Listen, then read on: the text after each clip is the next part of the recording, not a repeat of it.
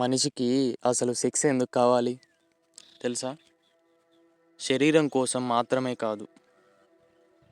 సైకలాజికల్గా చూస్తే మనిషికి రెండు బేసిక్ అవసరాలు ఉంటాయి. ఒకటి సర్వైవల్, మరియు కనెక్షన్. సెక్స్ ఈ రెండింటి మధ్యలో ఉంటుంది. శరీరం డోపమిన్ రిలీజ్ చేస్తుంది, బ్రెయిన్కి అది రివార్డ్లా అనిపిస్తుంది.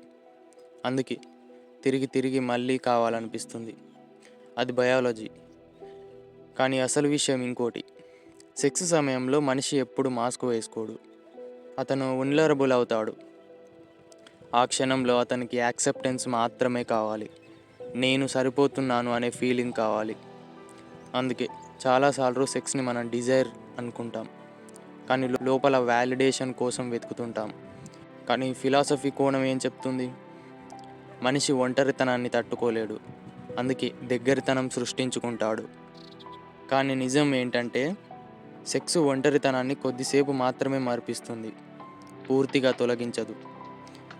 అందుకే ఒక ప్రశ్న ఎప్పుడు అడుగు: నేను ఈ వ్యక్తిని కోరుకుంటున్నానా, లేక ఈ ఫీలింగ్ని తప్పించుకోవాలనుకుంటున్నానా అని. ఇలాంటి మరిన్ని వీడియోల కోసం మన ఛానల్ని సబ్స్క్రైబ్ చేయండి.